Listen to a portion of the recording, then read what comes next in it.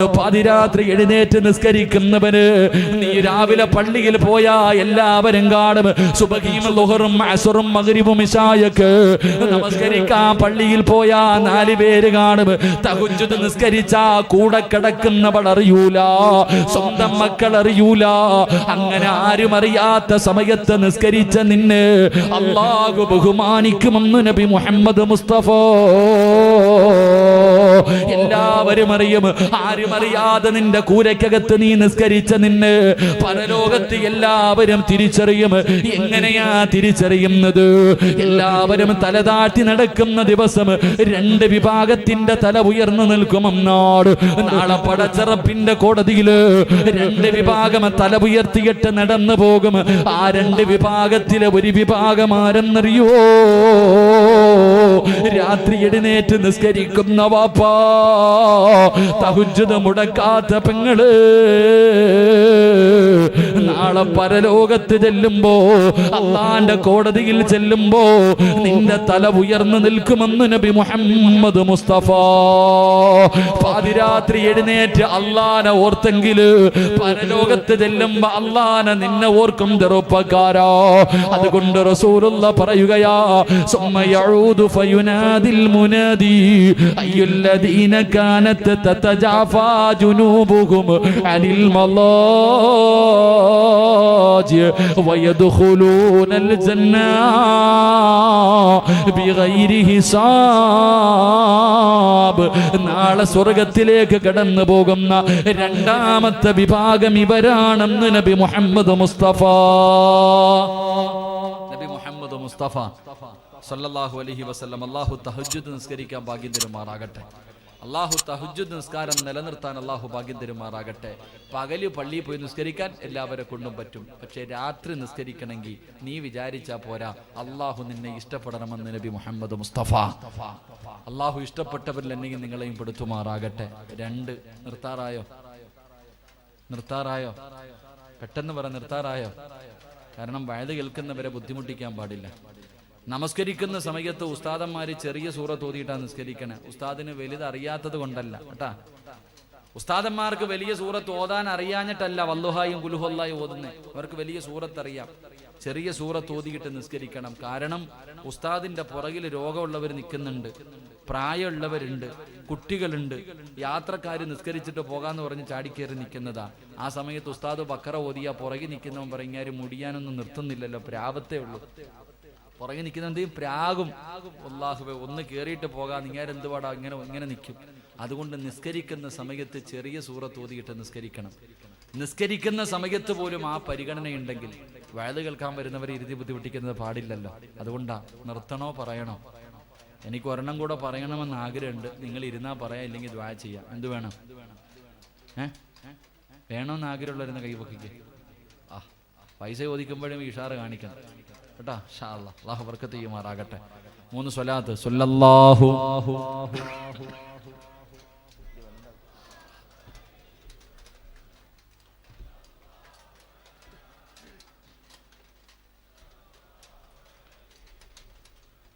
اللهم صل على محمد.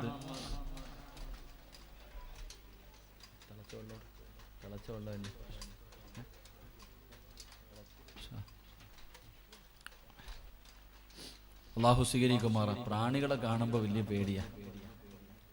2 ദിവസം മുമ്പ് എനിക്ക് കോഴിക്കോട് തിരൂര് കടപ്പുറത്ത് വയലുണ്ടായിരുന്നു. വയല് നല്ല വയലായിരുന്നു. വയലൊക്കെ അവസാനം പിരിവിന്റെ സമയമായി. നല്ല പിരിവ് നടന്നുകൊണ്ടിരിക്കുക. ഏകദേശം 10-70 പവൻ സ്വർണമായി. 100 തികയ്ക്കാനുള്ള വാശിയായിരുന്നു. 100 പവൻ തികയ്ക്കണമെന്ന് എൻ്റെ മനസ്സിൽ തോന്നി. 70-75 ആയി. ഇങ്ങനെ നിൽക്കുമ്പോഴത്തേക്ക് ഒരു പ്രാണി വന്നിട്ട് ചെവിക്കകത്ത് കയറിപ്പോയി. സുബ്ഹാനല്ലാഹ്. ചെവിക്കാത്തൊരു പ്രാണി അങ്ങോട്ട് കയറി. പിന്നെ പറയേണ്ടതില്ല, എന്തൊക്കെ ചെയ്തിട്ട് ഇറങ്ങിപ്പോണില്ല. വെള്ളമൊക്കെ എടുത്ത് ഒഴിച്ചു നോക്കി, ഒരു രക്ഷയില്ല. അവസാനം ആംബുലൻസിൽ കയറ്റി നേരെ ആശുപത്രിയിലാണ് പോയത്. അവിടെ പോയപ്പോൾ ഡോക്ടർമാര് ആവുന്ന പണി 58 നോക്കി, ഇറങ്ങി വരണില്ല. പടച്ചോനെ, എൻ്റെ ചെവി വേദനയും കൂടെ ഉണ്ട്. പ്രാണിയെ കാണുമ്പോൾ ആ പേടിയാ. അപ്പോഴാ ആലോചിച്ചത്, പണ്ടൊരുത്തൻ്റെ ചെവിയിലൊരു പ്രാണി കയറി അവസാനം അവൻ തല പൊട്ടിച്ച് ആവണ്ട വന്നു. എൻ്റെ ഖുർആനിലൊക്കെ ഒരു ചരിത്രമുണ്ട്. കാറൂവിൻ്റെ ആര്യ, അമ്മാൻ്റെ ആര്യ. അല്ലാഹു കാത്തുരക്ഷിക്കുമാറാകട്ടെ. അല്ലാഹു കാത്തുരക്ഷിക്കുമാറാകട്ടെ. അല്ലാഹു നമുക്കൊക്കെ അപകടങ്ങളെ തൊട്ട് അല്ലാഹു കാത്തുരക്ഷിക്കുമാറാകട്ടെ. എൻ്റെ പ്രിയമുള്ള സഹോദരങ്ങളെ, എപ്പോഴും ഒരു ചെറുപ്പക്കാരൻ, ഞാനവിടെ ഇങ്ങനെ വഴുതു പറഞ്ഞപ്പോൾ അപ്പോൾ ചെറുപ്പക്കാർക്ക് കാഞ്ഞ ബുദ്ധിയ, കിട്ടുന്ന അവസരങ്ങളിലൊക്കെ മുതലാക്കുന്നവന്മാരാണ്. ഇപ്പോഴത്തെ ചെറുപ്പക്കാർ പഴയ പോലെ ഇറച്ചിക്കോഴി നടക്കണ പോലല്ലോ, ഭയങ്കര ബുദ്ധിയാണ്. ഇന്നത്തെ ചെറുപ്പക്കാർക്ക് ഇപ്പം നബിദിനൊക്കെ കടന്നു വരുമ്പോൾ ഇപ്പം ഇറങ്ങും, മൗലിദുണ്ടോ, നബിദിനം ഉണ്ടോ, അതുണ്ടോ, ഇതുണ്ടോ, ഇല്ല. ആവശ്യമില്ലാത്ത ചില ചർച്ചകൾ. നിനക്ക് വേണമെങ്കിൽ നീ ഓതടാ, ഇല്ലെങ്കിൽ മിണ്ടാനടാ, അതല്ലേ ഏറ്റവും നല്ലത്. നിനക്ക് വേണമെങ്കിൽ നീ ഓതി, ഇല്ലെങ്കിൽ നടാ, ഇല്ലെങ്കിൽ നിനക്കൊണ്ട് സ്വന്തമായിട്ടൊരു മൗലിദ് എഴുതാൻ പറ്റും, എഴുതി വെച്ച് വായിരി, കുഴപ്പമൊന്നുമില്ല, മിണ്ടാതെ അടക്ക്, അതാ നല്ലത്. അള്ളാഹു കാത്തിരക്ഷിക്കുമാറാകട്ടെ, അള്ളാഹു കാത്തിരക്ഷിക്കുമാറാകട്ടെ.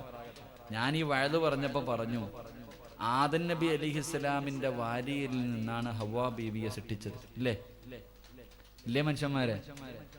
അല്ലേ? ചിലപ്പോ എല്ലാവരുടെയും ഭാര്യമാരെ അവരുടെ വാരിയിൽ, ഭർത്താവിന്റെ ആണിന്റെ വാരിയിൽ നിന്നാ പെണ്ണിനെ സൃഷ്ടിച്ചത് എന്നിങ്ങനെ ഒരു പറച്ചിലുണ്ട്. അപ്പൊ ഇങ്ങനെ പറഞ്ഞപ്പോ ഒരു ചെറുപ്പക്കാരുടെ റൂമിൽ വന്നിട്ട് ചോദിച്ചു, ഉസ്താദെ, ആദൻ എല്ലാ ഭാര്യമാരെയും ഭർത്താവിന്റെ വാരിയിൽ നിന്നാണ് സൃഷ്ടിച്ചത്, അങ്ങനെയാണെങ്കിൽ ഈ 2 പെണ്ണ് കെട്ടുന്നവനെ ഏത് വാരിയിൽ നിന്നാ?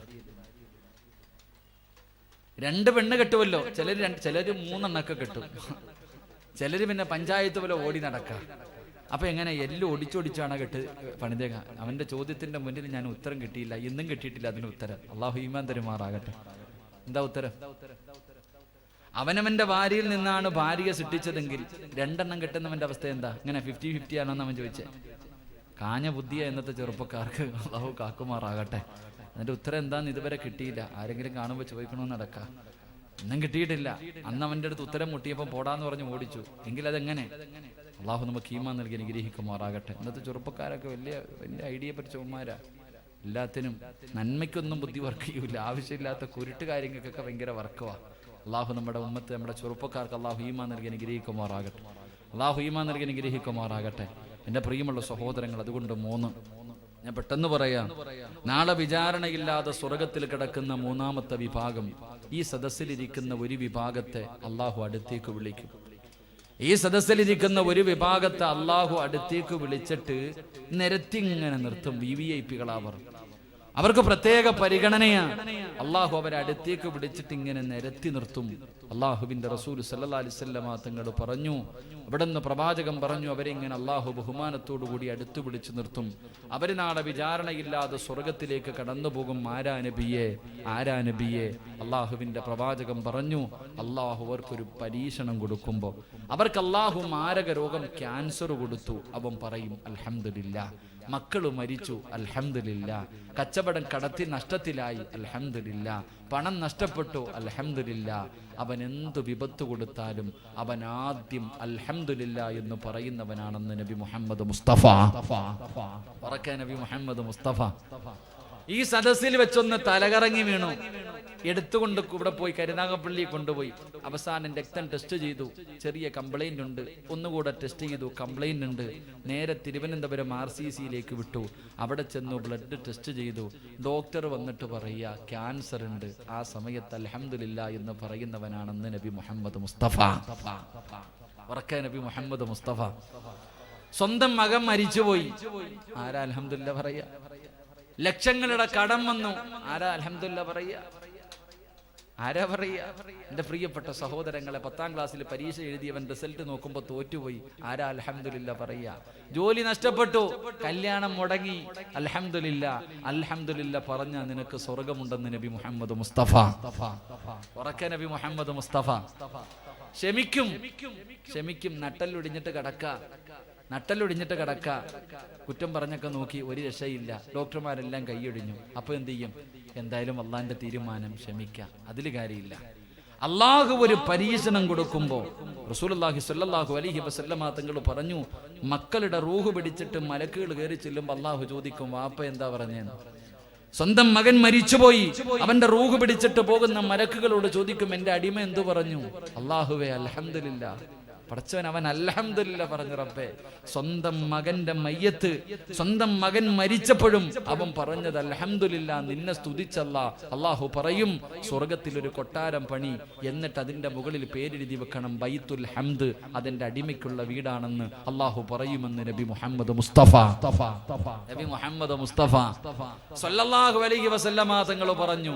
അള്ളാഹു ദുഃഖങ്ങളും ദുരിതങ്ങളും പ്രയാസങ്ങളും പ്രതിസന്ധികളും തരുമ്പോ ആദ്യം നാവ് കൊണ്ട് അൽഹംദുലില്ലാ പറയുന്നവൻ നാളെ സ്വർഗത്തിലാണെന്ന് നബി മുഹമ്മദ് മുസ്തഫ. ഉറക്കെ നബി മുഹമ്മദ് മുസ്തഫ ഒരൽഹംദുലില്ലാ പറഞ്ഞേ, ഒരൽഹംദുലില്ലാ പറഞ്ഞേ. ഓ, ഇങ്ങനല്ല, മനസ്സറിഞ്ഞിട്ട് പറ, രക്ഷപ്പെട്ടു പോ നല്ലതുപോലെ. എന്റെ പ്രിയമുള്ള സഹോദരങ്ങളെ, അള്ളാഹുവിന്റെ പ്രവാചകനപടന്ന് പറയുകയാ, അള്ളാഹു പരീക്ഷണങ്ങൾ കൊടുക്കുമ്പോൾ, പ്രയാസങ്ങളും ദുഃഖങ്ങളും ദുരിതങ്ങളും കൊടുക്കുമ്പോ അൽഹംദുലില്ലാ എന്ന് പറയുന്നവൻ നാളെ വിചാരണയില്ലാതെ സ്വർഗത്തിൽ കിടക്കുമെന്ന് പ്രവാചകൻ പറയുമ്പോ, ഈ സദസ്സിലിരിക്കുന്ന ഞാൻ ഉൾപ്പെടെ നമ്മുടെ ജീവിതത്തിൽ പ്രയാസമുള്ളവരുണ്ട്, ദുഃഖമുള്ളവരുണ്ട്, കടമുള്ളവരുണ്ട്, കച്ചവടം നഷ്ടത്തിലായവരുണ്ട്, രോഗം പിടിച്ചവരുണ്ട്. പ്രയാസമില്ലാത്ത ഒരു മനുഷ്യനുമില്ല, ജീവിതത്തിൽ പ്രയാസമില്ലാത്ത ഒരു മനുഷ്യനുമില്ല. അല്ലാഹുവിന്റെ പ്രവാചകൻ പറയുകയാ, മടിക്കണ്ട, കുറ്റപ്പെടുത്തണ്ട, പരാതി പറയണ്ട, അല്ലാഹുവിനെ സ്തുതിക്കാൻ മറക്കല്ലേ. ഇല്ലാ യലമൽ ജസാ മഅ യലമൽ ഫലാ. അല്ലാഹുവിന്റെ പ്രവാചകൻ അവിടെന്ന് പറയുകയാ, ഏത് പ്രയാസമുണ്ടെങ്കിലും, എത്ര വലിയ രോഗമുണ്ടെങ്കിലും, ദുഃഖമാണെങ്കിലും, താങ്ങാൻ കഴിയാത്ത വേദനയാണെങ്കിലും അല്ലാഹുവിനെ സ്തുതിക്കാൻ ഒരു മനസ്സ് വേണോ, അല്ലാഹുവിനെ സ്തുതിക്കാൻ ഒരു മനസ്സ് വേണോ. ഇല്ലാ യലമൽ ജസാ മഅ യലമൽ ഫലാ. ഈ ഹദീസ് അങ്ങ് ഹൃദയത്തിന്റെ അകത്ത് എഴുതി വെച്ചാ മതി. കോടികളുടെ നഷ്ടമുണ്ടായാൽ നീ അല്ലാഹുവിനെ കുറ്റപ്പെടുത്തൂല, നീ പറയും അൽഹംദുലില്ലാ. ക്യാൻസർ വന്നാലും അൽഹംദുലില്ലാ, ജോലി നഷ്ടപ്പെട്ടാലും അൽഹംദുലില്ലാ, കടം വന്നാലും അൽഹംദുലില്ലാ, ജീവിതത്തിൽ താങ്ങാൻ കഴിയാത്ത എത്ര വലിയ പ്രയാസമുണ്ടായാലും അൽഹംദുലില്ലാ. അതിന്റെ കാരണം എന്തെന്നറിയോ? വാപ്പാ, ഒരു ദുഃഖത്തിന്റെ പുറകിൽ ഒരു സന്തോഷമുണ്ട്, ഒരു കയറ്റം കഴിഞ്ഞ ഒരിറക്കമുണ്ട്. അല്ലാഹു നിനക്ക് പരീക്ഷണം തന്നിരിക്കുന്നത് നിനക്കെന്തോ നല്ലത് വരാൻ പോകുന്നതിന്റെ അടയാളമാണെന്ന് നബി മുഹമ്മദ് മുസ്തഫ സല്ലല്ലാഹു അലൈഹി വസല്ലമ തങ്ങൾ പറയുകയാ. ദുഃഖവും ദുരിതവുമില്ലാത്ത ആരുമില്ല, ദുഃഖവും ദുരിതവുമില്ലാത്ത ആരുമില്ല. അൽഹംദുലില്ലാ പറ. അത് പറയാൻ തോന്നണമെങ്കിൽ റസൂലുള്ളാഹി പറഞ്ഞു, ഒരു ദുഃഖം കഴിഞ്ഞ ഒരു സന്തോഷമുണ്ട്, ഒരു കയറ്റം കഴിഞ്ഞ ഒരിറക്കമുണ്ട്. അല്ലാഹു നിനക്ക് ദുഃഖം തന്നിരിക്കുന്നത് നിനക്കെന്തോ നല്ലത് വരാൻ പോകുന്നതിന്റെ അടയാളമാണെന്ന് നബി മുഹമ്മദ് മുസ്തഫ. ഉറക്കെ നബി മുഹമ്മദ് മുസ്തഫ സല്ലല്ലാഹു അലൈഹി വസല്ലമ തങ്ങൾ പറഞ്ഞു, അല്ലാഹു ഇപ്പം നിനക്ക് ഈ പ്രയാസം തന്നിരിക്കുന്നത് എന്തിനാ? നിനക്കൊരു നല്ല കാലം വരാൻ പോകുന്നു, അതിന്റെ അടയാളവാ. ഇനി ഒരു അൽഹംദുലില്ലാ പറഞ്ഞു. ഉറക്കം എന്താ പറഞ്ഞു? നിനക്ക് എന്തോ വരാൻ പോകുന്നു, ഒരു നല്ലത്. എടാ കടം വന്നാ പോട്ടെ, കച്ചവടം തകർന്നാ പോട്ടെ, അടുത്തത് അല്ല തരും, അല്ല തരും. നിനക്ക് പോയാ പോട്ടെ. എന്തിന്റെയും പുറകിൽ, ഒരു ദുഃഖത്തിന്റെ പുറകിൽ ഒരു സന്തോഷമുണ്ട്. അള്ളാഹു നൽകി അനുഗ്രഹിക്കുമാറാകട്ടെ. ഒരു അൽഹംദുലില്ലാ മനസ്സറിഞ്ഞിട്ട് പറ. ഞാൻ പ്രതിഫലം പറഞ്ഞുതരാം. ഒരു അൽഹംദുലില്ലാ പറ. അൽഹംദുലില്ലാ പറഞ്ഞാൽ കിട്ടുന്ന പ്രതിഫലം എന്താ? അള്ളാഹു ഒരു പ്രയാസം തരുമ്പോ, ഒരു ദുഃഖം തരുമ്പോ, എന്ത് വേദന അള്ളാഹു തരുമ്പോ, മഹാനായ ഉർവ റളിയല്ലാഹു തആല അൻഹു തന്റെ പൊന്നുമകൻ ഉർവ റളിയല്ലാഹു തആല അൻഹുവിന്റെ ഏറ്റവും മക്കളിൽ ഏറ്റവും ചെറിയ മകൻ, ആ ചരിത്രം കേൾക്കു നോക്കണം. വല്ലാത്ത പരീക്ഷണം കൊടുത്ത ഒരു സഹാബിയ ഉർവ റളിയല്ലാഹു തആല അൻഹു. എന്റെ പ്രിയമുള്ളവരെ, കാലിന്റെ വിരല് പഴുത്തു. വൈദ്യന്മാര് പറഞ്ഞു, തങ്ങളെ വിരല് മുറിച്ചു മാറ്റിയില്ലെങ്കിൽ പഴുപ്പ് മുകളിൽ കയറും. ഉർവ തങ്ങൾ സമ്മതിച്ചില്ല. കാല് മുഴുവനും പഴുപ്പായി, കാൽപ്പത്തി മുഴുവനും പഴുപ്പായി. തങ്ങളെ അവിടെ വെച്ച് മുറിച്ചില്ലെങ്കിൽ മുകളിലോട്ട് കയറും, കുഴപ്പമില്ല. അവസാനം പഴുപ്പ് മുകളിലേക്ക് കയറുമ്പോ വൈദ്യന്മാര് പറഞ്ഞു, ഉർവ റളിയല്ലാഹു തആല അൻഹുവിനോട് കാല് മുറിച്ചു മാറ്റിയില്ലെങ്കിലും മുകളിലേക്ക് കയറും, പിന്നെ അരവെച്ച് മുറിക്കേണ്ടി വരും. അവസാനം വൈദ്യന്മാര് പറയുമ്പോ ഉർവ റളിയല്ലാഹു തആല അൻഹു സമ്മതിച്ചു. വൈദ്യന്മാര് മുഴുവനും കാല് മുറിക്കാൻ വരുമ്പോ ഒരു ഗ്ലാസ് കള്ളുവായിട്ടാ വരുന്ന ഉർവ തങ്ങളുടെ അടുക്കൽ കൊണ്ടുവന്നിട്ട് പറഞ്ഞു, കള്ളാണ്, തങ്ങളെ കുടിക്കണം. എന്തിനാ? കാല് മുറിക്കുന്ന സമയത്ത് വേദന അറിയാതിരിക്കാൻ. കാല് മുറിക്കുന്ന സമയത്ത് വേദന അറിയാതിരിക്കുക. അന്ന് മയക്കുമരുന്നൊന്നും ഇല്ലല്ലോ, അന്നൊന്നും മയക്കലൊന്നും ഇല്ലല്ലോ. എന്റെ പ്രിയപ്പെട്ടവരെ, ഉർവ റളിയല്ലാഹു തആല അൻഹു പറഞ്ഞു, കള്ളു കുടിക്കേണ്ട ആവശ്യമൊന്നുമില്ല, ഞാൻ 2 റക്അത്ത് നിസ്കരിക്കാം, നിസ്കരിക്കുമ്പോൾ മുറിച്ചോളാൻ പറ്റുമെങ്കിൽ. അതാ ഉർവ റളിയല്ലാഹു തആല അൻഹു പറഞ്ഞു, ഞാൻ ഉളുവെടുത്തിട്ട് നിസ്കരിക്കാൻ പറ്റുമെങ്കിൽ നിങ്ങൾ മുറിച്ചു മാറ്റിക്കോ. മഹാനായ ഉർവ റളിയല്ലാഹു തആല അൻഹു നമസ്കരിക്കാൻ കൈകെട്ടി അവിടുന്ന് ഫാത്തിഹ ഓതി സൂറത്ത് ഓതാൻ തുടങ്ങി. വൈദ്യന്മാര് പടച്ചവനെ നമസ്കാരത്തിൽ മുഴുകിയെന്ന് മനസ്സിലായപ്പോ ഉർവ റളിയല്ലാഹു തആല അൻഹുവിന്റെ കാല് വെട്ടിമുറിച്ചു. വാപ്പ അറിഞ്ഞില്ല. നമസ്കാരത്തിൽ അവിടുന്ന് വെട്ടിമുറിച്ചു. അവസാനം കാലിൽ നിന്ന് രക്തം ഇങ്ങനെ ഒഴുകുകയാ. അന്ന് രക്തം നിൽക്കുന്നതിന് വേണ്ടി അവർ ചെയ്തിരുന്നത് സൈത്തെണ്ണ തിളപ്പിച്ചിട്ട് മുക്കും കാല്. ഉർവ റളിയല്ലാഹു തആല അൻഹുവിന്റെ കാലിലേക്ക് തിളച്ച എണ്ണയെടുത്ത് ഇങ്ങനെ മുക്കുമ്പോ ബോധം കെട്ട് വീണുപോയി, കാല് മുറിഞ്ഞു കിടക്കുകയാ. അപ്പോഴാണ് തന്റെ ഇളയ മകനുണ്ടല്ലോ, അല്ലാഹു കൊടുത്ത ഏറ്റവും ഇളയ മകന് ഒട്ടകത്തിന്റെ ചവിട്ട് കൊണ്ടിട്ട് മരണപ്പെട്ടു പോയി. ബോധം തിരിച്ചു വന്നപ്പോ കുടുംബക്കാര് മുഴുവനും വൈദ്യന്മാരും അടുത്തുണ്ട്. അവിടെ നിന്ന് പറഞ്ഞു, ഉറുവതങ്ങള് നിങ്ങളുടെ കാല് മുറിച്ച് മാറ്റി. ഇന്നാ ലില്ലാഹി വ ഇന്നാ ഇലൈഹി റാജിഊൻ. അൽഹംദുലില്ലാഹ്. ഉർവതങ്ങളെ ഏറ്റവും ഇളയ മകന് മരിച്ചുപോയി. ഇന്നാ ലില്ലാഹി അൽഹംദുലില്ലാഹ്. എല്ലാവരും അത്ഭുതത്തോടെ ചോദിക്കുമ്പോ അവിടെന്ന് പറഞ്ഞു, 2 കാല് തന്നിട്ടല്ല ഒന്നല്ലേ എടുത്തുള്ളൂ, ഒന്നെനിക്ക് ബാക്കി വെച്ചല്ലോ. അൽഹംദുലില്ലാഹ്. എന്റെ മക്കളിൽ അല്ലാഹു ഒരാളെയല്ലേ തിരിച്ചെടുത്തുള്ളൂ, ബാക്കി മക്കളെ എനിക്ക് അല്ലാഹു നൽകിയല്ലോ. അൽഹംദുലില്ലാഹ്. എന്ത് പറഞ്ഞാലും അൽഹംദുലില്ലാഹ് പറഞ്ഞു. അല്ലാഹുവിന്റെ പ്രവാചകന്റെ മുന്നിലേക്ക് ഒരു സഹാബി കടന്നു വന്നു. അല്ലാഹുവിന്റെ റസൂല് ചോദിച്ചു, യാ ഫുലാൻ. അവിടെ അല്ലാഹുവിന്റെ റസൂല് ചോദിച്ചു, ഹാലുക, നിന്റെ അവസ്ഥ എന്താണ്, സുഖമാണോ എന്ന് ചോദിക്കുമ്പോ ആ ചെറുപ്പക്കാരൻ പറഞ്ഞു, അൽഹംദുലില്ലാഹ്. അല്ലാഹുവിന്റെ റസൂൽ അപ്പ തന്നെ ദുആ ചെയ്തു. കുറെ കഴിഞ്ഞൊരു ചെറുപ്പക്കാരൻ കേറി വന്നു. അല്ലാഹുവിന്റെ റസൂല് ചോദിച്ചു, സുഖമാണോ? ആ ചെറുപ്പക്കാരൻ പറഞ്ഞു, സുഖമാണ് നബിയേ. അല്ലാഹുവിന്റെ റസൂല് ദുആ ചെയ്തില്ല. ഈ ചെറുപ്പക്കാരൻ പറഞ്ഞു, നബിയേ എനിക്ക് വേണ്ടി ദുആ ചെയ്യണം, ഇപ്പൊ തന്നെ ദുആ ചെയ്യണം. പ്രവാചകൻ പറഞ്ഞു, നീ അൽഹംദുലില്ലാഹ് പറഞ്ഞിരുന്നെങ്കിൽ എത്രയോ നല്ലതായിരുന്നു. സുഖമാണോ എന്ന് ചോദിക്കുമ്പോ സുഖമാണെന്നല്ല പറയേണ്ടത്, അൽഹംദുലില്ലാഹ്. അല്ലാഹുവിനെ സ്തുതിച്ചിട്ടേ മറുപടി പറയാവൂ. അൽഹംദുലില്ലാഹ് പറഞ്ഞാ കിട്ടുന്ന പ്രതിഫലം എന്താ? മഹാനായ അബൂ തൽഹ റളിയല്ലാഹു തആല അൻഹു തനിക്കൊരു പൊന്നുമോനുണ്ടായിരുന്നു.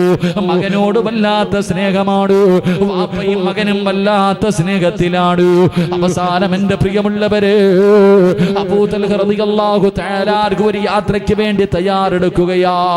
അവസാനം യാത്ര തുടങ്ങുമ്പോ തന്റെ പ്രിയപ്പെട്ട പൊന്നുമോനെ കെട്ടിപ്പിടിച്ച് ചുടുചുംബനം കൊടുത്തിട്ട് ഭാര്യയുടെ കയ്യിൽ കൊടുത്തിട്ട് പറഞ്ഞു, എന്റെ പൊന്നുമോന് നീ നല്ലതുപോലെ നോക്കട്, എന്റെ പൊന്നുമോനെ നല്ലതുപോലെ നോക്കട് എന്ന് പറഞ്ഞ് കയ്യിൽ പിടിച്ചു കൊടുത്തിട്ട് അബൂ തൽഹ റളിയല്ലാഹു തആല അൻഹു യാത്ര തുടങ്ങുകയാ. പടച്ചവനെ, ദിവസങ്ങൾ കഴിഞ്ഞു. തന്റെ പൊന്നുമോന് പനി പിടിക്കുകയാണ്. എന്ത് മരുന്ന് കഴിച്ചിട്ടും പനി മാറുന്നില്ല. രോഗം ഇങ്ങനെ വർദ്ധിക്കുകയാണ്. അവസാനം തന്റെ പൊന്നാര മകനങ്ങ് മരണപ്പെടുകയോ.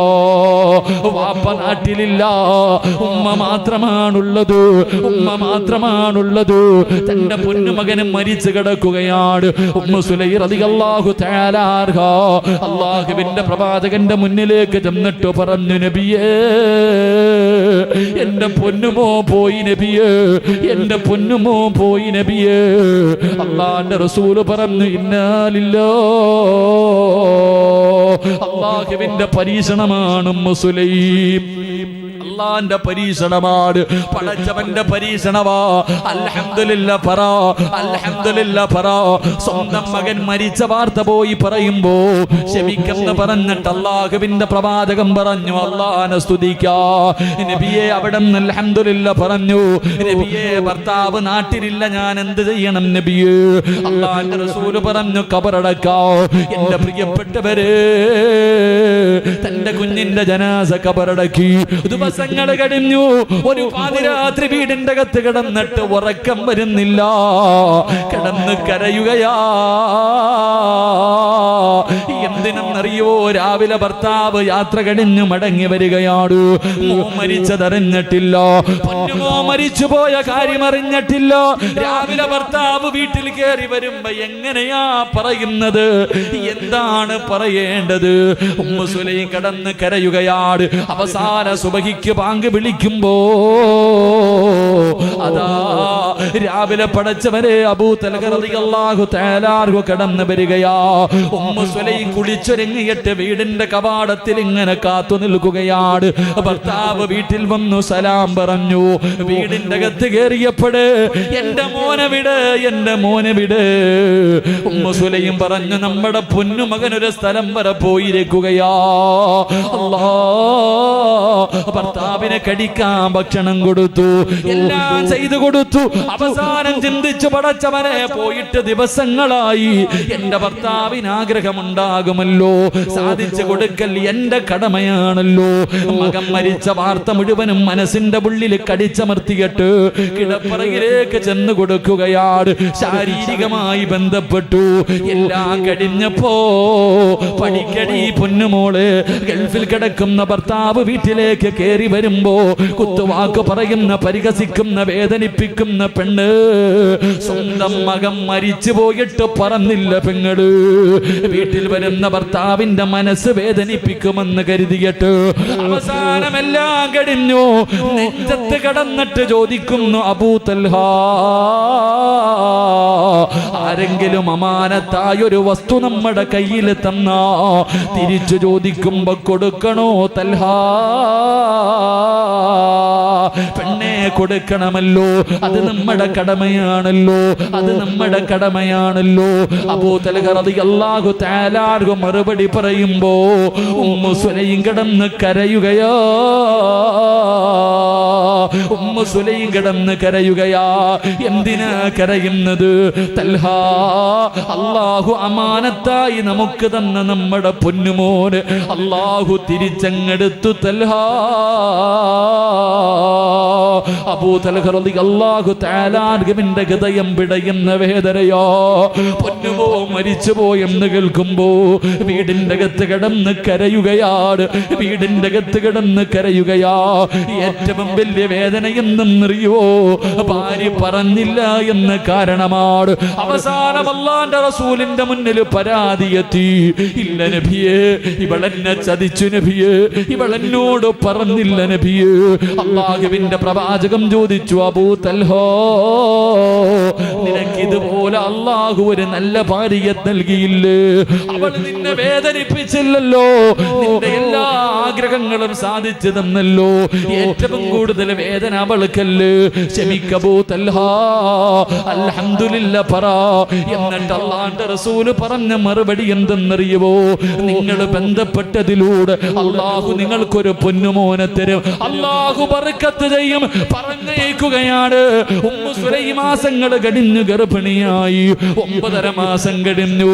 Ummu Sulaim പ്രസവിക്കുകയാണ്. ഒരാൺകുഞ്ഞിന് ജന്മം നൽകി. പ്രസവം കഴിഞ്ഞപ്പോ അബൂ തൽഹ റളിയല്ലാഹു തആല അൻഹു വിളിച്ചു പറയുന്നു, ഉമ്മു സുലൈം, പാല് കൊടുക്കല്ലേ, പാല് കൊടുക്കല്ലേ. ഓടിച്ചെന്ന് തന്റെ കുഞ്ഞിനെ വാരിയെടുത്തുകൊണ്ട് ഇലാ ഹദ്റത്തി റസൂലില്ലാഹ്, അല്ലാഹുവിന്റെ പ്രവാചകന്റെ മുന്നിലേക്ക് ഓടുകയാണ്. നബിയേ, അല്ലാഹു എനിക്ക് സന്തോഷം നൽകി നബിയേ, എനിക്ക് പടച്ചവൻ സമ്മാനം നൽകി നബിയേ. ഓടിച്ചെന്നിട്ട് പ്രവാചകന്റെ കയ്യിൽ കൊടുത്തു. റസൂലുള്ള ബാങ്ക് ഇഖാമത്തും കൊടുത്തു. അബ്ദുള്ള എന്ന് പേരിട്ടു. പ്രവാചകൻ തന്നെ മദിരം കൊടുത്തു. അൽഹംദുലില്ലാഹയുടെ പ്രതിഫലം കേൾക്കണ്ടേ, അൽഹംദുലില്ലാഹയുടെ പ്രതിഫലം കേൾക്കണ്ടേ. ആ പൊന്നുമകൻ അല്ലാഹുവിന്റെ ഖുർആൻ മുഴുവനും കാണാതെ പഠിച്ചു. ആ പൊന്നുമോൻ ഹാഫിളായി. അൽഹംദുലില്ലാഹയുടെ പ്രതിഫലം റസൂലുള്ള ബാങ്ക് കൊടുത്തു, ഇഖാമത്ത് കൊടുത്തു, പേരിട്ടു, മദിരം കൊടുത്തു.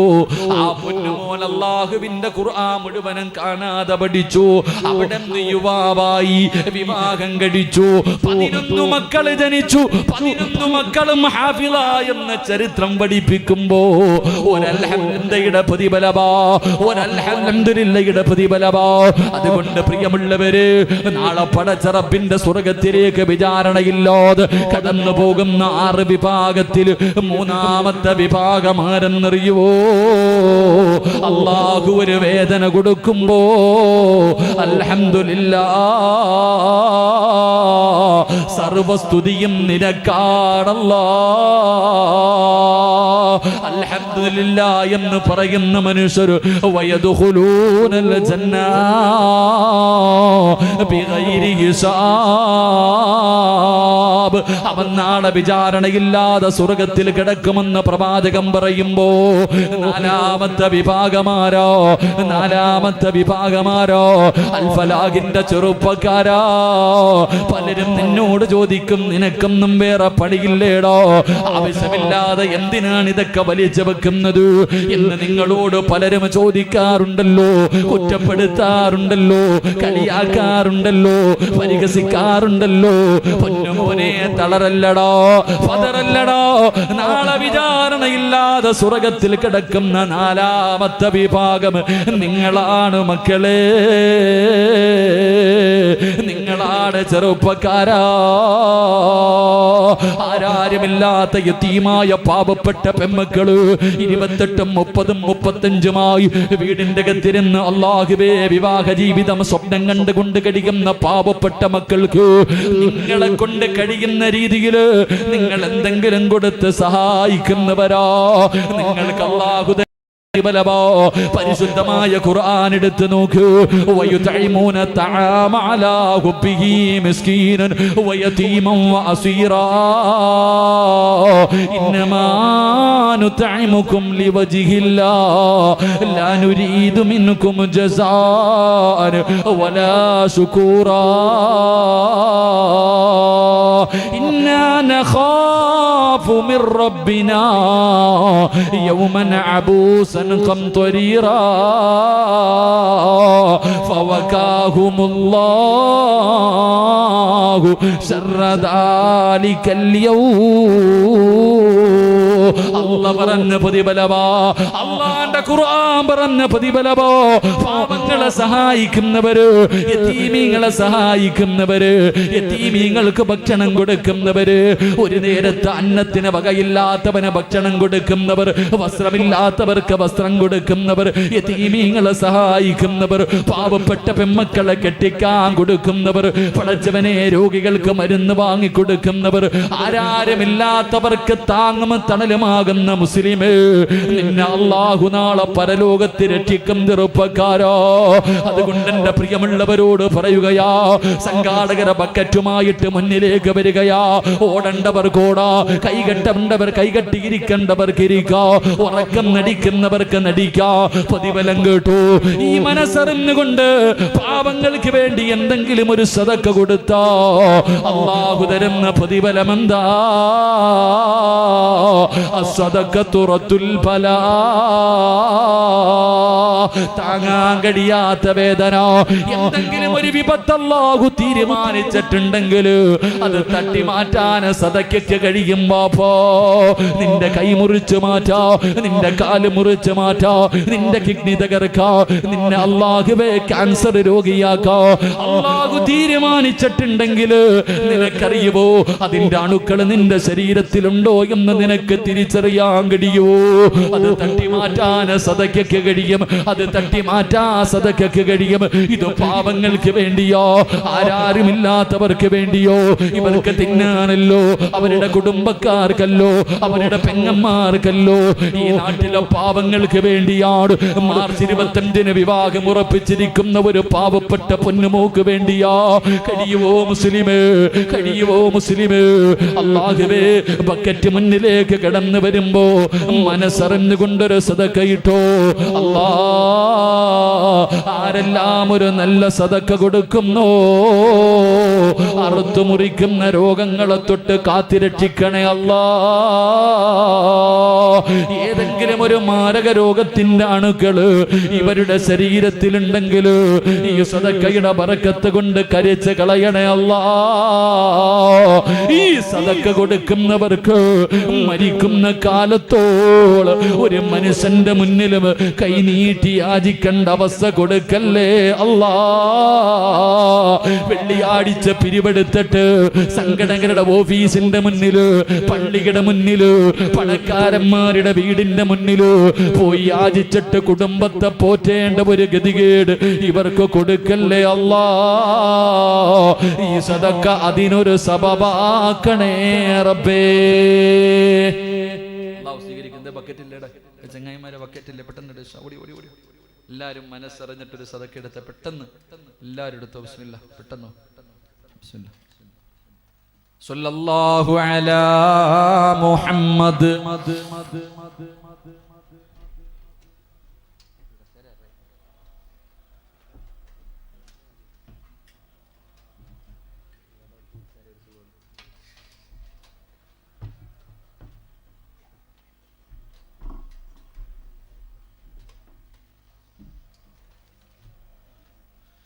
സല്ലല്ലാഹു അലൈഹി വസല്ലം. അല്ലാഹുമ്മ സ്വല്ലി അലാ മുഹമ്മദ് യാ റബ്ബി സ്വല്ലി അലൈഹി വസല്ലം. അല്ലാഹു സ്വീകരിക്കുമാറാകട്ടെ, അല്ലാഹു സ്വീകരിക്കുമാറാകട്ടെ. എൻ്റെ പ്രിയമുള്ളവരെ, ബക്കറ്റിൽ പൈസ ഇട്ട ഒരു പ്രതിഫലം കേട്ടോ. നേരെ ഇരുന്ന് കേൾക്ക്. അല്ലാഹു നിങ്ങൾക്ക് തരുന്ന പ്രതിഫലം പറഞ്ഞിട്ട് നമുക്ക് ദുആ ചെയ്യാം. അല്ലാഹു നിങ്ങൾക്ക് തരുന്ന ഈ ബക്കറ്റിൽ ഇതെന്തിനാ ഇപ്പം ഇവിടെ? എന്തിനാ? ഇവര് 25-ാം തീയതി നടക്കുന്ന കല്യാണം കഴിഞ്ഞ വർഷം പിരിച്ച സ്വർണ്ണത്തിൻ്റെ ആണ്.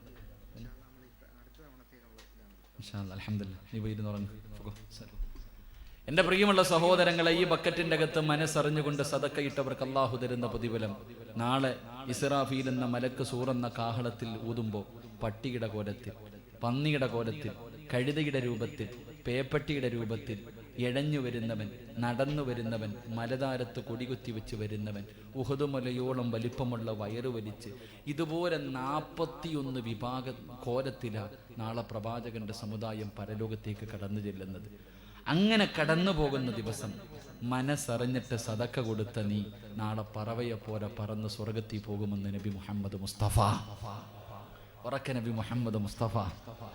നാളെ ഒരു വിഭാഗം ആൾക്കാർ പറവയെ പോലെ പറക്കും. അവരിങ്ങനെ പറന്ന് പറന്ന് പറന്ന് സ്വർഗത്തിന്റെ മുന്നിൽ ചെല്ലുമ്പോൾ അവിടെ നിൽക്കണ മലക്ക് ചോദിക്കും, നീ ആരാടാ? പറന്നു വരുന്നല്ലോ. അല്ല റഅയ്തു ഹിസാബ്, നിന്റെ വിചാരണ ഇത്ര പെട്ടെന്നങ്ങ് കഴിഞ്ഞോ? നീ നരകം താണ്ടിയോ? സിറാത്ത് കടന്നു, നീ ആരാ? നീ പറന്നു വരുന്ന ഈ മഹാൻ, നീ ആരാ? അല്ലാഹുവേ പടച്ചവനെ, ഈ സദക്ക കൊടുത്ത നിങ്ങൾക്ക് അല്ലാഹു തരുന്ന പ്രതിഫലമാ. അല്ലാഹു ആ പ്രതിഫലം നൽകുമാറാകട്ടെ. അല്ലാഹു ആ പ്രതിഫലം നൽകി അനുഗ്രഹിക്കുമാറാകട്ടെ.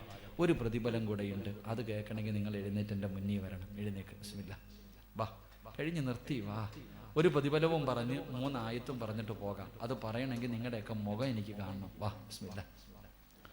എത്ര ആരോഗ്യമില്ലാത്ത വാപ്പായും എഴുന്നേക്ക് വാപ്പ. നോട്ട് നിരോധനത്തിൻ്റെ 2 വർഷം കഴിഞ്ഞില്ലേ? നോട്ട് നിരോധനത്തിൻ്റെ 2 വർഷം കഴിഞ്ഞു. 2 വർഷം മുമ്പ് പോയി നിന്നതൊക്കെ മറന്നുപോയാ. എല്ലാവരും വാ, ബിസ്മില്ലാ. വാ. സല്ലല്ലാഹു അലാ മുഹമ്മദ്. അടുത്ത വർഷത്തെ കല്യാണത്തിന് എന്താ കൊടുക്കുന്നത്? എന്താ കൊടുക്കണം? എന്ത് കൊടുക്കണം? യാ റബ്ബി സ്വല്ലി അലൈഹി വസല്ലം. അല്ലാഹു സ്വീകരിക്കുമാറാകട്ടെ. ഇങ്ങോട്ട് ബാക്കിയ എന്തിപ്പാ പള്ളിക്കുഴി പോണ നിങ്ങൾ ഇനിയിപ്പോൾ എന്ത്? നാളെ ഈ സമയത്ത് കുമ്മന ഉസ്താദ് വഴുതു പറയും, നമ്മളവിടെ കിടന്ന് കൊള്ളുമായിരിക്കും. ചിലപ്പോൾ ഈ നിന്നതിൻ്റെ പേരിലായിരിക്കും രക്ഷപ്പെടുന്നത്. ഈ നിന്ന ഒറ്റ കാരണം എന്തേ? ചാകാൻ കിടന്ന ഒരു പട്ടിക്ക് വ്യഭിചാരിയായ ഒരു പെണ്ണ് വെള്ളം കൊടുത്തപ്പോൾ അല്ലാഹു സ്വർഗം കൊടുത്തെന്ന് നബി മുഹമ്മദ് മുസ്തഫ. ചിലപ്പോൾ ഈ നിന്നത് കൊണ്ടായിരിക്കും രക്ഷപ്പെടുന്നത്. ഇങ്ങോട്ട് ഇറങ്ങിക്കോ. പോണ്ടവരൊക്കെ അതിലിറങ്ങിപ്പോ, അല്ലാത്തവർ ഇങ്ങോട്ട് വാ. അപ്പോൾ എൻ്റെ പ്രിയമുള്ള സഹോദരങ്ങളെ, ഈ വർഷത്തേക്ക് ഞാൻ ചോദിക്കുന്നില്ല. അടുത്ത വർഷമല്ലേ കല്യാണം? അടുത്ത വർഷമല്ലേ? മാർച്ചിലാണ് നടത്തുന്നത് അല്ലല്ലോ? അടുത്ത 3ാമത്തെ വാർഷികത്തിൽ നടക്കുന്ന ഒരു കല്യാണത്തിന് വേണ്ടിയാണ് ഞാൻ ചോദിക്കുന്നത്. അള്ളാഹു ആയുസ് തരുമാറാകട്ടെ. അള്ളാഹു ആയുസ് തരുമാറാകട്ടെ. നിങ്ങൾ ആരെങ്കിലും നിങ്ങളെ കൊണ്ട് അള്ളാഹു നിങ്ങൾക്ക് തന്നതിൽ നിന്നൊരൽപ്പം കൊടുത്താൽ അള്ളാഹു തരുന്ന പ്രതിഫലം പറവയെ പോലെ പറക്കാം. അള്ളാഹു ഭാഗ്യം തരുമാറാകട്ടെ. ഇത് ബക്കറ്റി പൈസ ഇട്ടവർക്കുള്ളത്. ഇനി നിങ്ങൾക്ക് അള്ളാഹു തരുന്ന പ്രതിഫലം കേട്ടോ. ഒന്ന്, നിങ്ങൾ ആരെങ്കിലും, ഞാൻ ഒരാളോടും പറഞ്ഞു വെച്ചിട്ടില്ല, നിങ്ങൾ തരുന്നതും തരാതിരിക്കണൊക്കെ നിങ്ങളുടെ ഇഷ്ടം. കാരണം അള്ളാഹു ഇഷ്ടപ്പെട്ടവർക്കേ സദക്ക കൊടുക്കാൻ കഴിയൂ എന്ന് നബി മുഹമ്മദ് മുസ്തഫ. അള്ളാഹു തോന്നൽ കൊടുത്താലേ കൊടുക്കാൻ പറ്റൂ. അപ്പൊ നിങ്ങൾ ആരെങ്കിലും 3-ാമത്തെ വർഷം നടക്കുന്ന കല്യാണത്തിൽ ഇൻഷാ അള്ളാഹ് നിങ്ങളെ കൊണ്ട് എന്തെങ്കിലും കൊടുക്കാൻ കഴിഞ്ഞാൽ അള്ളാഹു തരുന്ന പ്രതിഫലം നീ മരിക്കുന്ന സമയത്ത് അള്ളാഹ് നിനക്ക് കാണിച്ചു തരും. അള്ളാഹുവിന്റെ വിശുദ്ധമായ ഖുർആൻ പറഞ്ഞു, 70,000 മലക്കുകളുടെ നേതൃത്വത്തിൽ ആ മലക്കുൽ മൗത്ത് ഇറങ്ങി വരുന്നത്. അള്ളാഹു ആലം, അള്ളാഹു നമ്മളോട് കരുണ കാണിക്കുമാറാകട്ടെ. 70,000 മലക്കുകൾ അടങ്ങുന്ന ഒരു സൈന്യം നമ്മുടെ മുന്നിലേക്ക് കടന്നു വരും. കാണുമ്പോഴേ വീഴും. ഖുർആനാ പറഞ്ഞ കാണും, ഞാനും കാണും, നിങ്ങളും കാണും. ആ കാണേണ്ട താമസം പിടഞ്ഞങ്ങോട്ട് വീഴും. ഈ 70,000 മലക്കുകൾ ചുറ്റുഭാഗത്ത് നിന്നിട്ട് റൂഹ് അങ്ങോട്ട് വലിച്ചു പറിക്കുന്ന സമയം വഅബ്ശിറൂ ബിൽ ജന്ന, ഈ കൊടുത്ത സദക്കയുടെ പ്രതിഫലമായ സ്വർഗം നിനക്ക് കാണിച്ചു തരും. അത് കണ്ടട്ടെ നീ മരിക്കൂ എന്ന് അഷ്റഫുൽ ഖൽഖ് നബി മുഹമ്മദ് മുസ്തഫ. 1-ാമത്തെ പ്രതിഫലം, ഈ നാട്ടിലെ ഒരു പാവപ്പെട്ട ആരാരുമില്ലാത്ത ഒരു പെൺകുട്ടിക്ക് അവളുടെ കണ്ണുനീരൊപ്പാൻ ആ പാവത്തിന്റെ ഉപ്പയുടെ സ്ഥാനത്ത് നിന്ന്, ഒരു കൂടപ്പറപ്പിന്റെ സ്ഥാനത്ത് നിന്ന് എന്തെങ്കിലും ഒരു സഹായം നിങ്ങൾ ചെയ്താൽ നീ മരിക്കുമ്പോൾ അതിന്റെ പ്രതിഫലം കണ്ടട്ടെ മരിക്കൂ എന്ന് നബി മുഹമ്മദ് മുസ്തഫ. നബി മുഹമ്മദ് മുസ്തഫ സല്ലല്ലാഹു അലൈഹി വസല്ലം. രണ്ട് എന്റെ പ്രിയമുള്ളവരെ, 2-ാമത്തെ പ്രതിഫലം നിങ്ങൾ നിന്ന് കേൾക്കേണ്ടതാണ്. സഹോദരിമാര് പറയും, സിറാജ് ഉസ്താദേ ഒരു ചരിത്രം പോലും പറഞ്ഞില്ലല്ലോ, ഞങ്ങൾക്ക് വേണ്ടി ഒരു ചരിത്രം പോലും പറഞ്ഞില്ലല്ലോ. എന്റെ കരുനാഗപ്പള്ളിയുടെ പരിസര പ്രദേശത്തിലുള്ള പെങ്ങന്മാരെ, അള്ളാഹുവിന്റെ പ്രവാചകന്റെ പ്രിയപ്പെട്ട ഭാര്യ മഹ്ദി ഖദീജ ബീവി റളിയല്ലാഹു തആല അൻഹ 25-ാമത്തെ വയസ്സിൽ ലോകത്തിന്റെ നേതാവ് വിവാഹം കഴിച്ചു. ഖദീജാന് 40 വയസ്സായിരുന്നു. അവരുടെ കുടുംബജീവിതം 25 കൊല്ലമായിരുന്നു.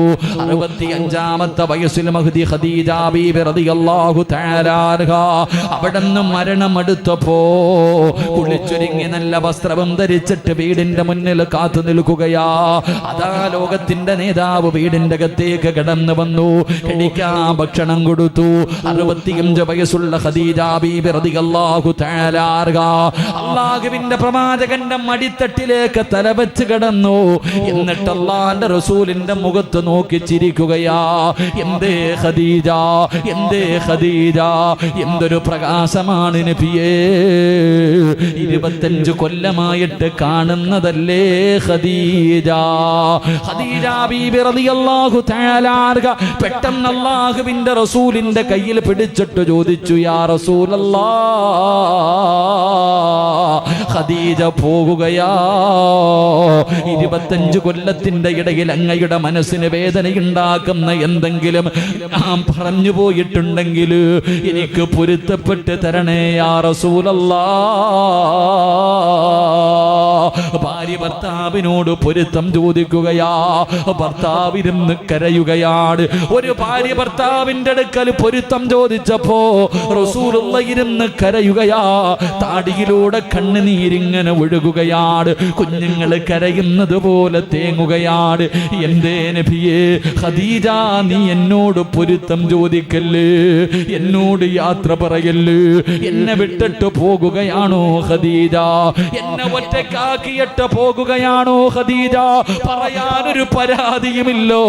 25 വർഷത്തിന്റെ ഇടയിൽ നിന്നെ കുറിച്ച് പറയാനൊരു പരാതിയുമില്ല. അള്ളാന്റെ റസൂല് കിടന്ന് കരയുകയാ. ഖദീജ ബീബി ചാടി എഴുന്നേറ്റിട്ട് റസൂലുള്ളാനെ കെട്ടിപ്പിടിക്കുകയാ. 65 വയസ്സുള്ള ഖദീജ ബീബി റളിയല്ലാഹു തആല അൻഹ പ്രവാചകനെ കെട്ടിപ്പിടിച്ചിട്ട് ചെവിയിൽ ഒരു രഹസ്യം ചോദിക്കുന്നു, നബിയേ എനിക്ക് 3 ആഗ്രഹമുണ്ട്. മരിക്കുന്നതിന് മുമ്പ് എനിക്ക് ചോദിക്കാൻ 3 വസിയത്തുണ്ട്. എന്തേ ഖദീജ നബിയേ, എന്റെ ജനാസ നിങ്ങൾ കുളിപ്പിക്കണം നബിയേ. ഒരു ഭാര്യയുടെ മോഹവാവുമ്മ.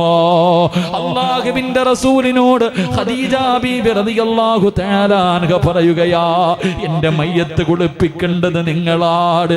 രണ്ടാമത്തെ ആഗ്രഹം എന്തെന്നറിയോ? എന്റെ ജനാസ പൊതിയേണ്ടത് നിങ്ങളാ.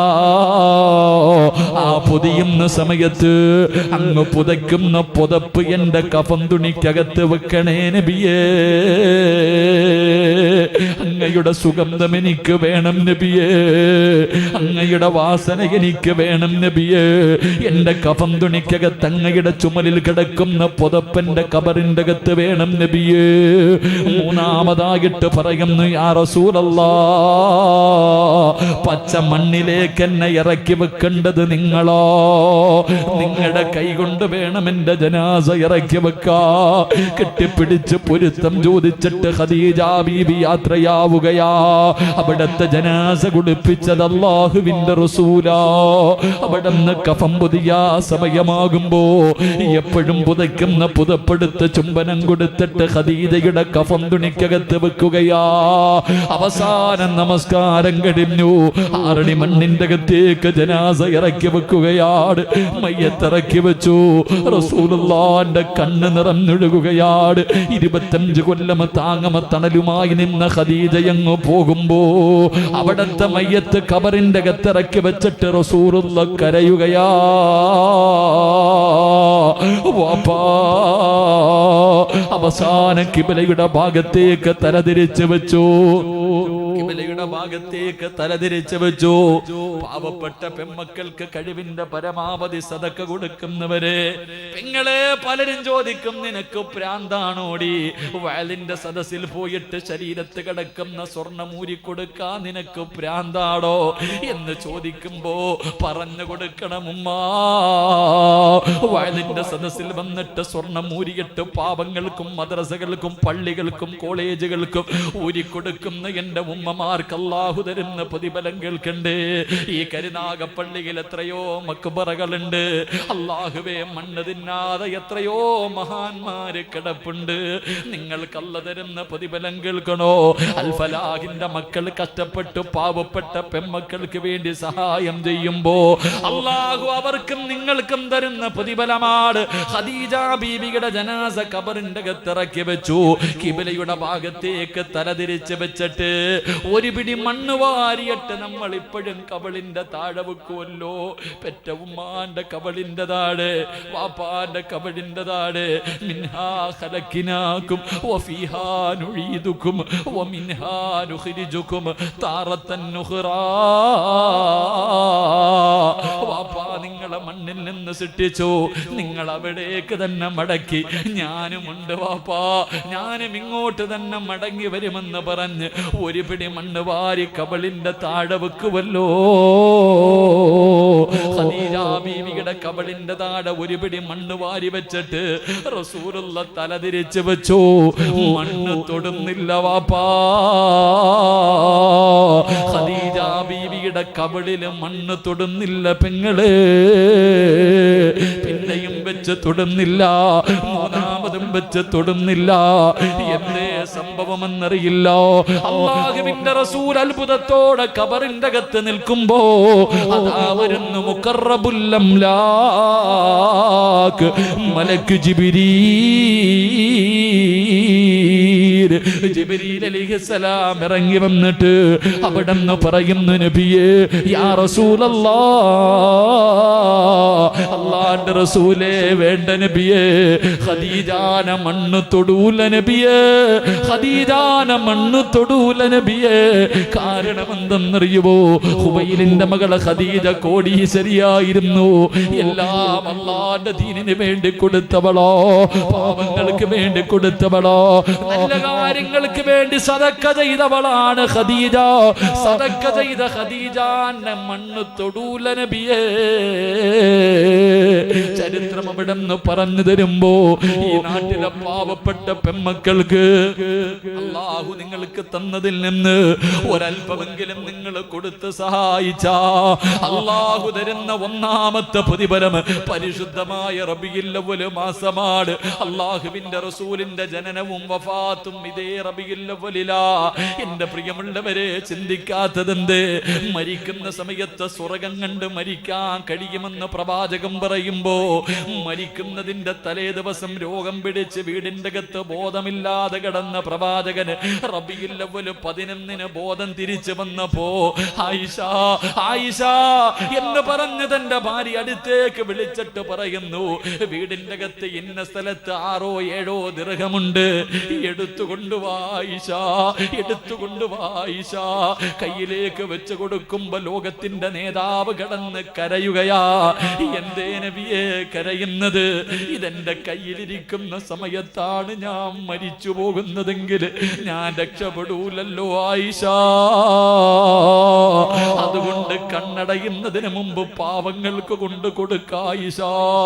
തന്റെ വീടിന്റെ അകത്തിരുന്ന അവസാനത്തെ ദിർഹവും സദക്ക കൊടുത്ത നബി മുഹമ്മദ് മുസ്തഫ സല്ലല്ലാഹു അലൈഹി വസല്ലമ തങ്ങള് മലക്കുൽ മൗത്ത് റൂഹ് പിടിക്കുമ്പോ കരഞ്ഞുകൊണ്ട് ചോദിക്കുന്നു, അസ്റായിലേ ഒന്ന് പതുക്കെ പിടിക്കുമോ അസ്റായീൽ, എന്നെ കൊണ്ട് സഹിക്കാൻ കഴിയുന്നില്ല അസ്റായീൽ, വല്ലാതെ വേദനിക്കുന്നു അസ്റായീൽ. മലക്കുൽ മൗത്ത് കരഞ്ഞുകൊണ്ട് പറയുന്നു, യാ റസൂലല്ലാഹ്, എനിക്കറിയില്ല നബിയേ, ഇതിനേക്കാളും മയമായി റൂഹ് പിടിക്കാ ഇന്ന് വരെ എന്റെ കൈ വിറച്ചിട്ടില്ല നബിയേ. എത്രയോ പിഞ്ചു കുഞ്ഞുങ്ങളുടെ റൂഹ് പിടിച്ചിട്ടുണ്ട്, എത്രയോ പ്രവാചകന്മാരുടെ റൂഹ് പിടിച്ച കയ്യാ. ഇന്ന് വരെ എന്റെ കൈ വിറച്ചിട്ടില്ല, പക്ഷേ ഇന്ന് എന്റെ കൈ വിറയ്ക്കുന്നു നബിയേ. ഇതിനേക്കാളും മയമായി എനിക്ക് പിടിക്കാനറിയില്ല, വേദന സഹിക്കാൻ കഴിയാതെ അല്ലാഹുവിന്റെ റസൂല് പോലും പറഞ്ഞു പോയി, ആയിഷ ഇന്നലിൽ മൗതി ലസക്കറാ. ലോകത്തിന്റെ നേതാവ് പോലും പറഞ്ഞു പോയെങ്കിൽ വാപ്പാ ചിന്തിച്ചിട്ടുണ്ടോ? എന്റെയും നിങ്ങളുടെയും മരണത്തെ കുറിച്ച് എന്തേ ആലോചിക്കാത്തത്? എത്രയോ പേരുടെ മയ്യത്ത് കണ്ടിട്ടുണ്ട്, മുഖമെല്ലാം കറുത്ത്, കണ്ണ് തെള്ളിയിട്ട്, വായിലൂടെ പതയും നുരയും ഒലിപ്പിച്ച് മരിക്കുന്ന സമയത്ത് മൃഗങ്ങൾ കിടന്ന് വലിക്കുന്നത് പോലെ, മൃഗങ്ങൾ കിടന്ന് മുക്രയിടുന്നത് പോലെ വലിച്ചു വലിച്ച് കിടന്ന കിടപ്പിൽ കിടന്ന് മലമൂത്ര വിസർജനം നടത്തി എത്ര മയ്യത്ത് കണ്ടു വാപ്പാ.